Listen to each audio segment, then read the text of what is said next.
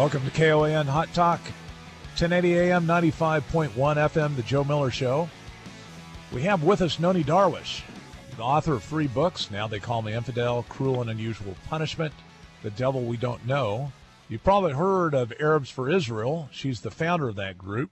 She also co-founded Former Muslims United, and in addition to that, her history is quite extraordinary. She has direct experience, lived in Gaza as a child, grew up in Egypt, grew up a Muslim, converted to Christianity, and has since been an activist to try to change the paradigm of Arabs' perspectives toward Israel. We're honored to have her here. She's lectured at Yale, Princeton, Harvard, Columbia, George Mason Law School, Cornell, NYU, the list goes on and on.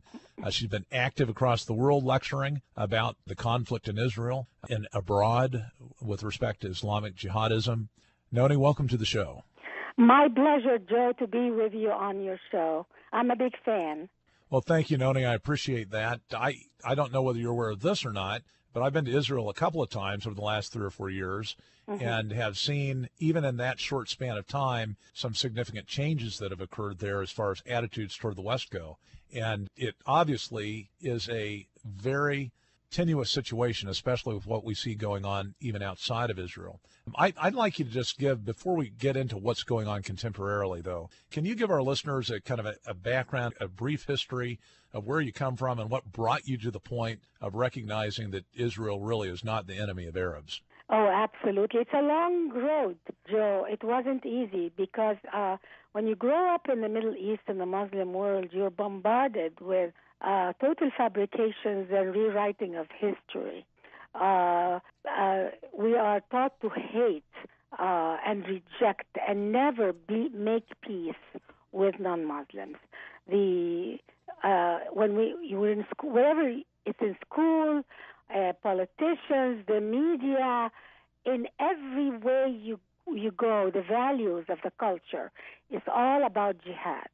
And jihad is defined in the Sharia books and in all Islamic history as a war with non-Muslims to establish the religion.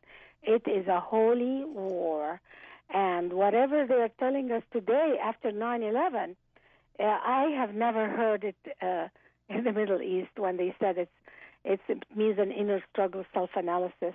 If you read the Quran, it's 96% whenever the word jihad is mentioned, it means war and violence.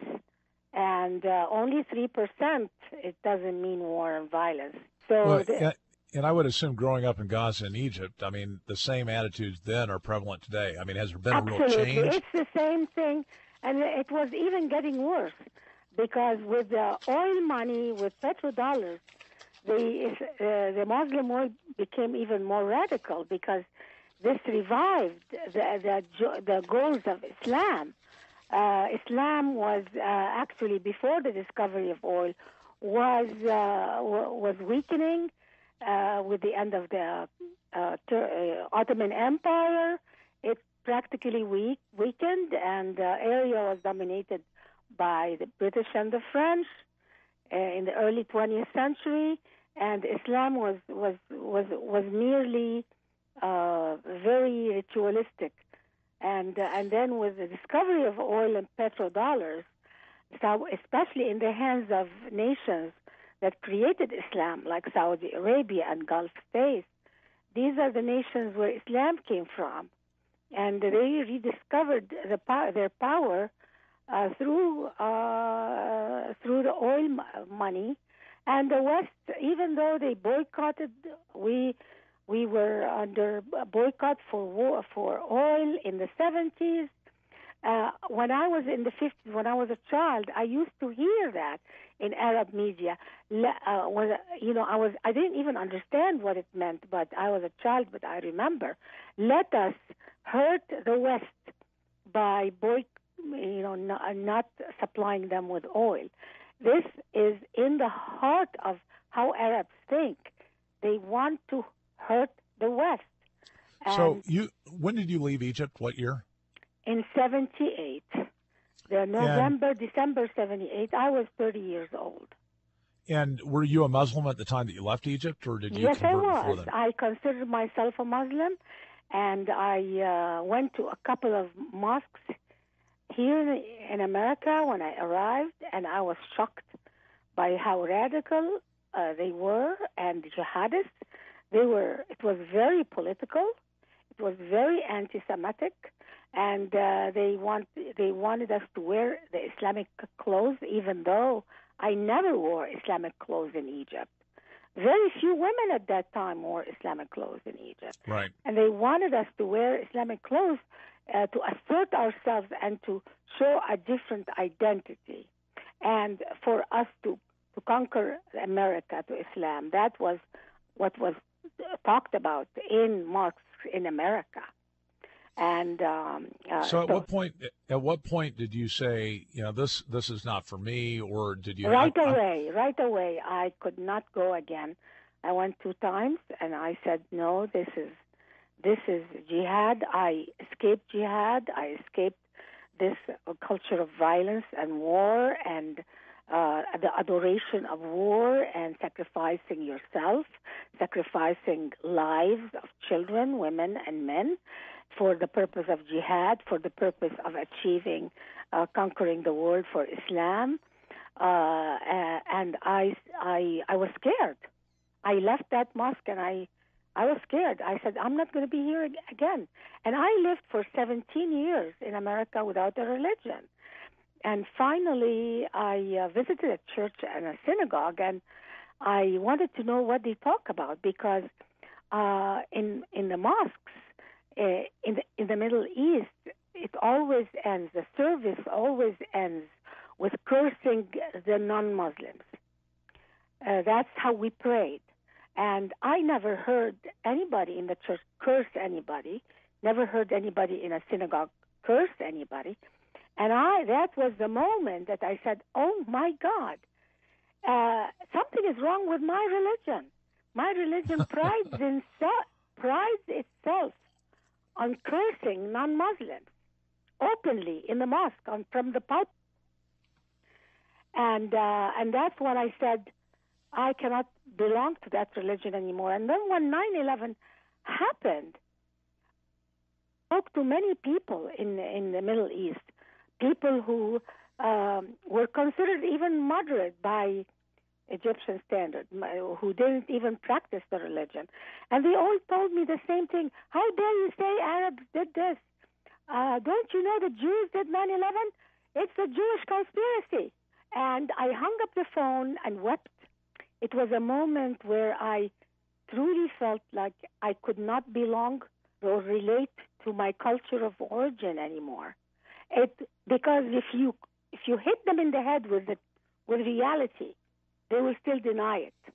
And I am seeing this infect America today. I am seeing our own administration today denying reality, that ISIS is a danger, that Don't you think that part of what the administration is doing is formed by those that the administration has chosen to be advised by? I think that is part of it, but he picked who to advise, whom he should. Sure. Yep. He picked his advisors. He picked Islamists to advise him. And a lot of the words that the President Obama uses when he defends Islam remind me of what my friends in the Middle East, and this is common words. What our president in America says is just the common perceptions about Islam on the Arab street. He doesn't add anything new. He just puppets what they say.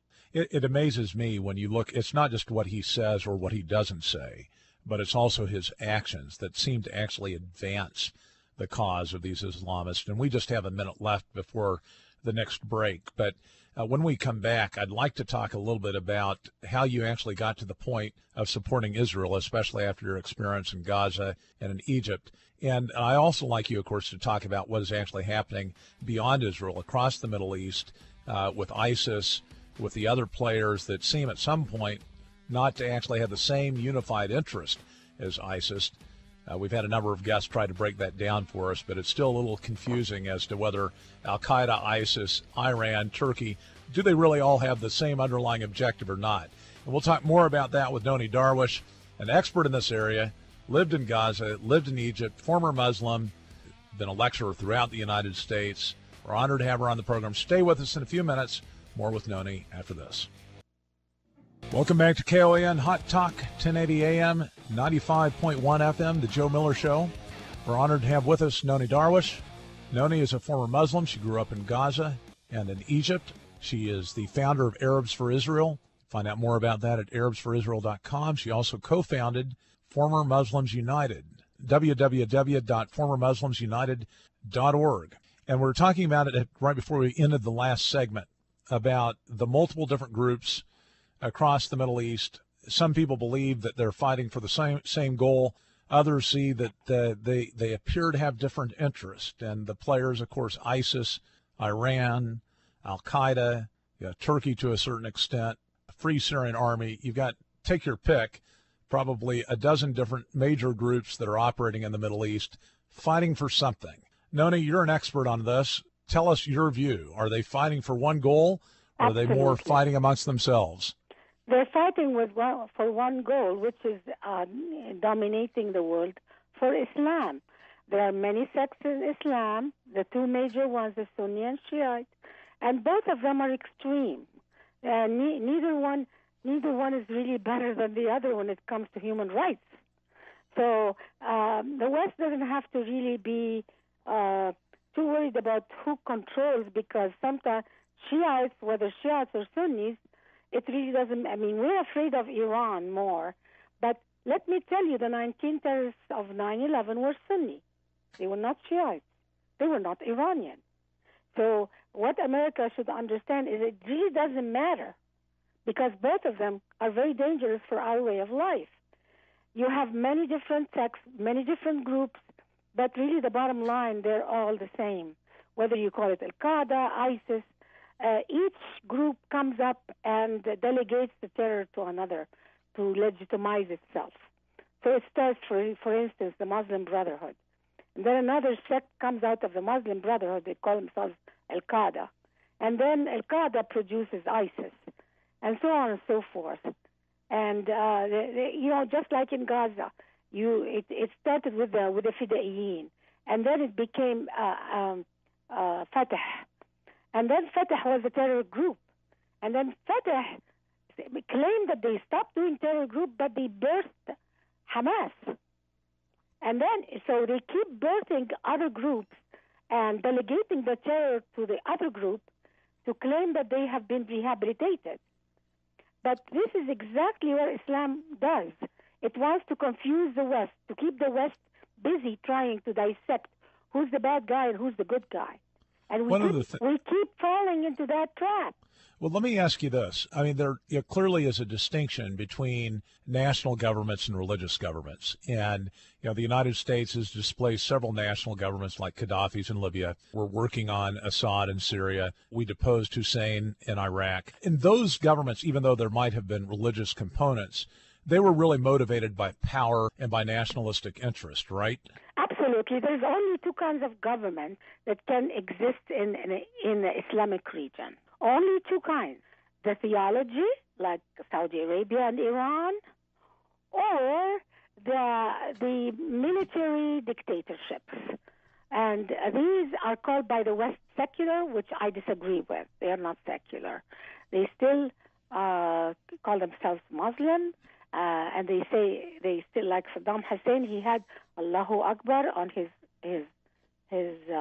on the flag, and actually in the 90s, Mubarak held the conference on human rights in Cairo, and included Sharia as the basis for litigation and for legislation in all Islamic countries.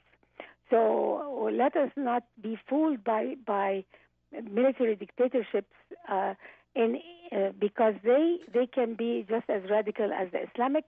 The only difference really is is they are a little bit, they give a little freedom for women not to wear the head cover. But they advocate the same hatred. They are just like, if the theologies are 100% bad, the military dictatorships could be 98. Okay. So when we talk about Saudi Arabia, though, I mean, this is one of the things that's so confusing for a lot of people that aren't as intimately familiar with this area as you are. Saudi Arabia, by at least reports that I've seen, apparently helped fund the Pakistani nuclear program. In fact, some people believe that Saudi Arabia actually owns nuclear weapons. Maybe in Pakistan it's possible that they could have even transported them back to Saudi. No, there is a reason for that. Saudi Arabia never engages itself into the wars directly. They only finance wars. And the reason Saudi Arabia does that is behind all the wars in the Middle East. The reason is they don't want anyone to bomb Mecca and Medina. So they finance terror, whether it's through the government or through just citizens. But they are behind ISIS. They empowered ISIS in Iraq, in Syria. The existence of ISIS today in Syria is thanks to Saudi Arabia. Saudi Arabia is behind 9/11, behind Al-Qaeda. They finance the Muslim Brotherhood in Egypt, who killed Sadat. Saudi Arabia, in my opinion, is just as dangerous, if not more dangerous, than Iran. I'm going to push back just a little bit on that, in the sense that part of at least some of what I've read suggests that the reason that Saudi Arabia was interested in the nuclear bomb is because they wished to be a counter to Iran. And something that supports that view also is, reports that came out, a year and a half ago, that Saudi Arabia had given Israel the green light to use their airspace to bomb Iran, suggesting that although it may be theologically motivated in some respects, it's Sunni, Iran Shia, that it's not as unified in interest in the sense that it would like to displace Iran as the leader, basically, of the movement in the Middle East. Is that an accurate portrayal, or is that all for show? No, I think it is accurate. Saudis are mostly Sunnis, and they hate Shiites, and Shia, they call them apostates. They hate them very much, but I wouldn't trust, if I were Israel, I wouldn't trust Saudi Arabia that much, because the minute Iran is out of the picture for any reason, Saudi Arabia, its true intentions are still jihad. They are expanding in the world by building mosques everywhere. They're building a couple, I think one or two in Alaska, in your area. They are building mosques everywhere. And to them, this is their kind of jihad. They are doing jihad because mosques teach hatred. Mosques teach, eventually they go and teach separation from the larger community. One of the things that you've lectured about, and I'd like to hold you over for one more segment to talk about, is the lack of human rights in Islamic countries.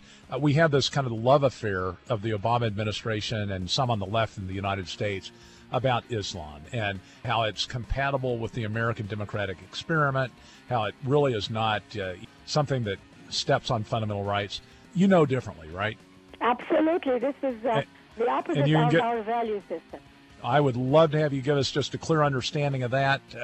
Stay with us. Nonie Darwish, a former Muslim from Egypt, Gaza, in the United States now, exposing what's going on with Islam, exposing what's going on not just in our country but also overseas. Stay with us. The Joe Miller Show, back in a few. Welcome back to KOAN Hot Talk, 1080 AM, 95.1 FM. The Joe Miller Show. We're blessed to have with us Nonie Darwish. She is formerly a Muslim, raised in Gaza and Egypt, turned Christian, founder for Arabs for Israel, knows what's going on in the Middle East, sharing her insights with us. She's going to talk a little bit about what we can expect if we introduce Sharia law to the United States. But first, during the break, I was mentioning or asking her about threats, and the subject of Ann Barnhart came up. Ann Barnhart is the gal, if you don't remember, who ripped pages out of the Quran and she had them bookmarked with slices of bacon, and then she burned them after reading them. And of course, she got all sorts of death threats, and so she announced her actual address where she lives physically, bought herself I guess a new bulletproof vest, and invited Islamic jihadists to come to her residence so she could test her new vest out. Is that the kind of reaction that Muslims would like to see? I salute this brave American woman, and I want every American to be like her, because I am like that. I don't have security in America. I will never visit a Muslim country, because under Islamic law, which is called Sharia, which the liberals in this country love this law, under that law, I'm supposed to be killed because I left Islam. So I salute this woman, and every American should be like her. I appreciate that, Nonie. Do you have time for a call? We've got somebody waiting on the line. Absolutely. Great. Russ, welcome to the Joe Miller Show. Thank you.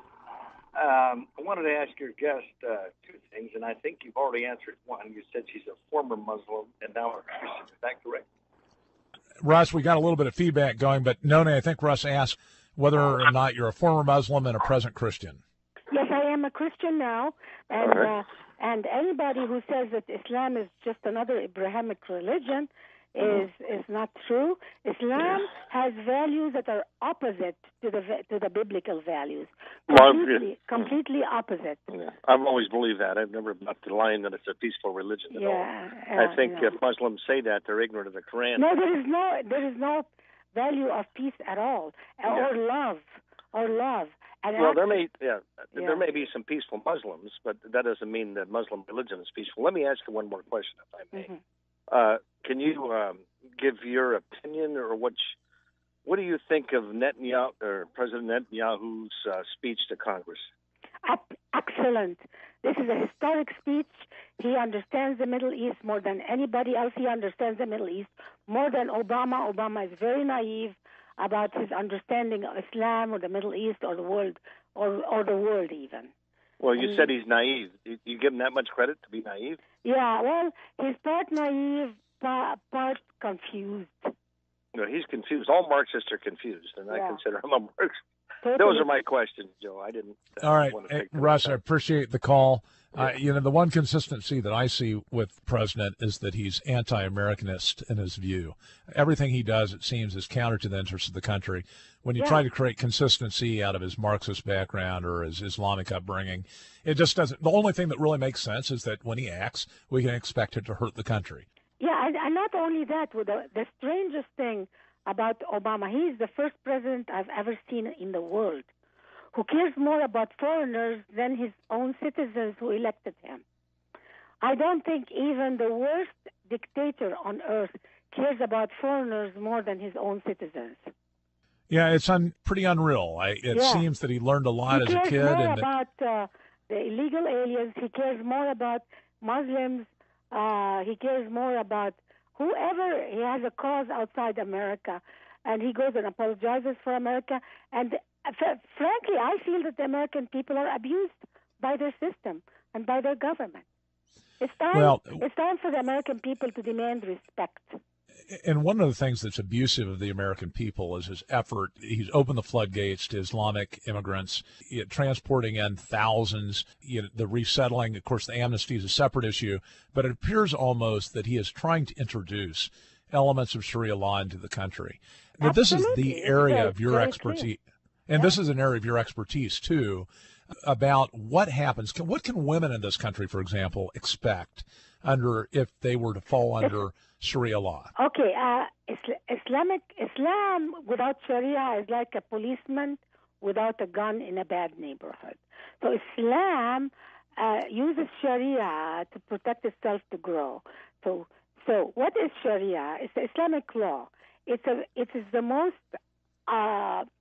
oppressive legal system ever created on earth.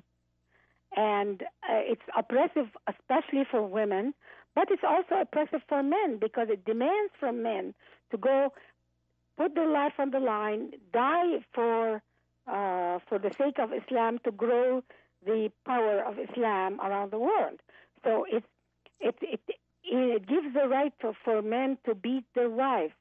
In the Bible, it tells men to treat their women as the church. And in Islam, it tells them to beat their wives. So this is the opposite value system. Women can their testimony in court is half the value of a man.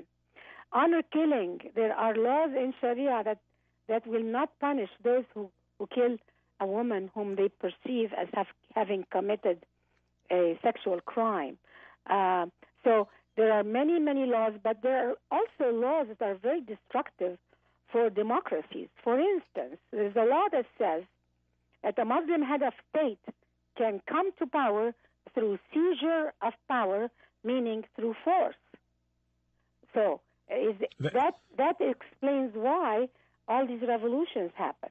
They're all legal. So it's viewed as legitimate. Yeah, to go and seize power by force for an Islamic reason is legal under Sharia. I'm a lawyer, and when you tell me that a woman's testimony has half the value of a man's, yes, obviously that's not consistent with U.S. constitutional principles by any means. I mean, there is hundreds of laws in Sharia that are opposite to our Constitution, and I'm not even an attorney. And when I read the Sharia books, my jaw drops. I cannot believe this. And you wonder why they have revolution after revolution after revolution. Egypt, that used to be a superpower, after it was conquered by Arabs and Islam, it cannot even rule itself. Why? Because of Sharia law. You want to import Sharia law in America, you'll never be able to rule yourselves again. The interesting thing that a lot of people will say, well, look, people go to mediations, they go to arbitrations.